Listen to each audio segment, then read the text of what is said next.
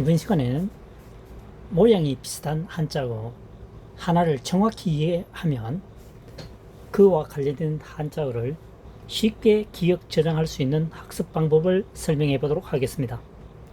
1번 동력동입니다. 나무목을 제외하면 날일, 해일이 남습니다. 나무에 해가 걸렸다는 거죠. 해는 동쪽에서 뜹니다. 해서 동력동이 되겠습니다. 두 번째, 배풀진입니다. 언덕부죠.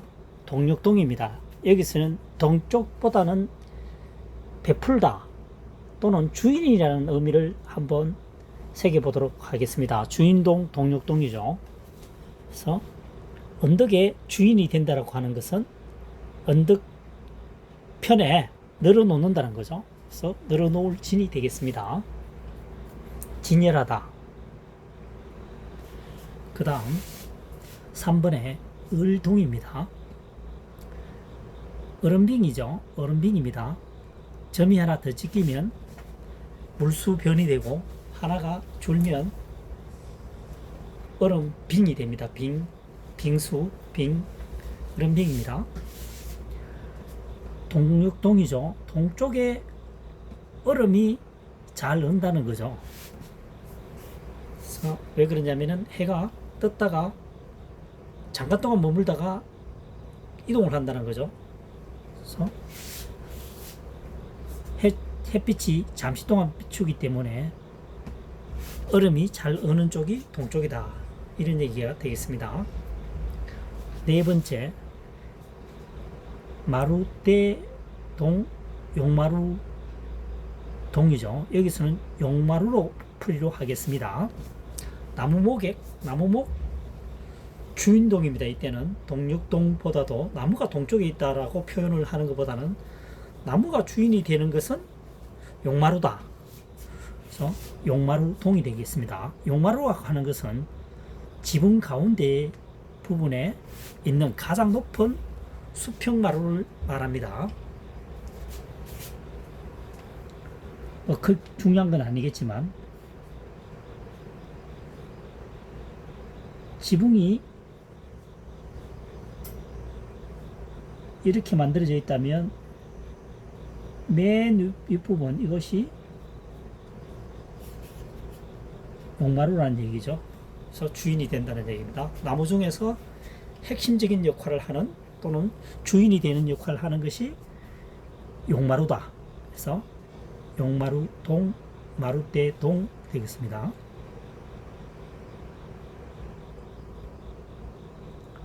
그 다음 5번 무지개 동자입니다.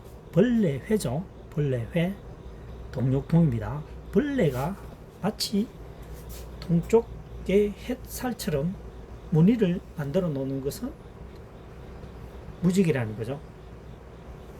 무지개. 마치 햇살처럼 벌레가 뭔가 만들어 놓은 것은 벌레가 만들어 놓은 것처럼 보이는 것은 무지개라는 얘기입니다. 그래서 무지개 동자가 되겠습니다. 6번 칠동입니다. 손수죠. 주인이 손으로 친다는 거죠. 의미 확장을 하면 주인이 하인을 매로 다스린다, 친다, 이렇게 풀이할 수도 있겠죠. 손으로 동쪽을 친다라고 하는 것보다는 주인이 손으로 친다, 하인을 매질한다. 학습에 도움이 되겠습니다. 여기서는 주인동으로 풀이하는 게 좋겠습니다. 그 다음 7번째, 사람인변의 주인동이죠. 사람이 주인인데 주인인 사람이 어리석다. 조금 이상하죠. 이때는 순접으로 해석할 것이 아니라 역접으로 풀이한다는 거죠. 역접이라고 하는 것은 반대적인 현상이죠. 자연스럽게 푸는 게 아니고 반대로 해석을 한다는 거죠. 앞으로 가는 것이 아니고 뒤로 간다는 얘기입니다. 그래서 사람이 주인이 되면 어리석은 행동을 하지 않으면 어리석은 행동을 하면 안 된다. 이렇게 하면 되겠죠. 주인동 사람인 변.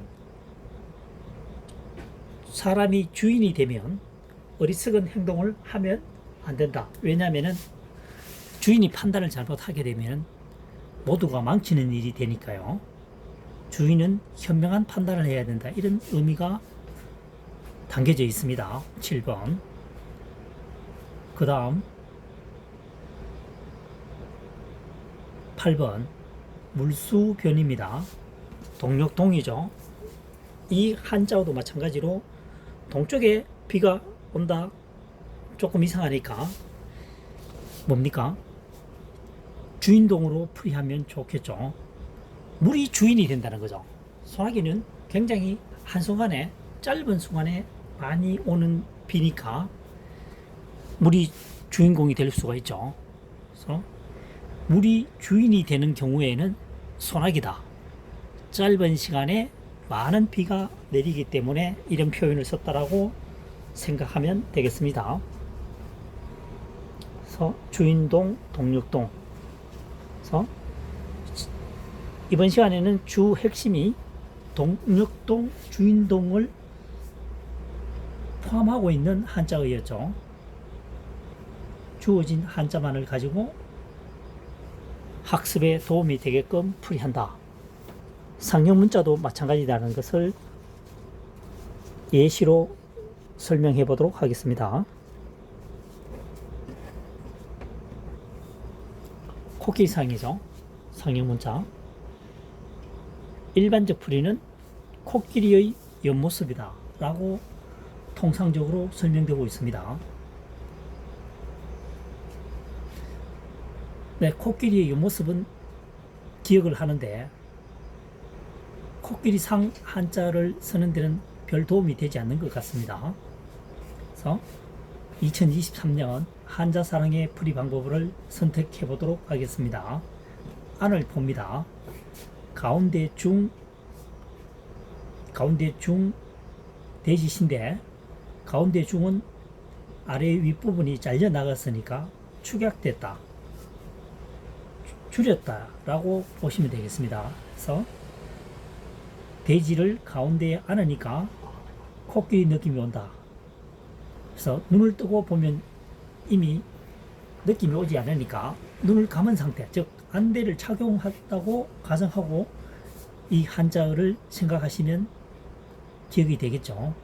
대지를 가운데에 안으니까 코끼리 느낌이 온다. 코끼리나 대지나 가운데는 대부분이기 때문에 두리뭉술 비슷한 느낌으로 느낄 수 있겠죠. 그 다음 두 번째, 하고자 할 위, 행할 위자입니다. 이 한자어는 통상적으로 원숭이의 옆모습 또는 코끼리를 조련하는 모습을 보고 만든 글자라고 각골문에는 설명하고 있습니다. 원숭이, 코끼리 조련, 이 한자어와 연관을 시킨다? 조금 부담스럽습니다. 그래서 보다 구체적으로 추상적인 설명을 회피하고 보다 구체적으로 설명해 보겠습니다. 맨 윗부분이 손톱조입니다. 그 다음 지붕시죠. 지붕시. 그 다음 기역입니다. 기역은 걸다 걸입니다. 걸다 걸. 호미를 걸다, 괭이를 걸다라는 뜻입니다. 5편에는 나오지 않는 한자어입니다. 한자사랑이 지정한 한자어입니다. 한자사랑이 약 8,000자를 풀이하면서 5편에 없는 한자가 40개 이상 등장을 하게 되겠습니다.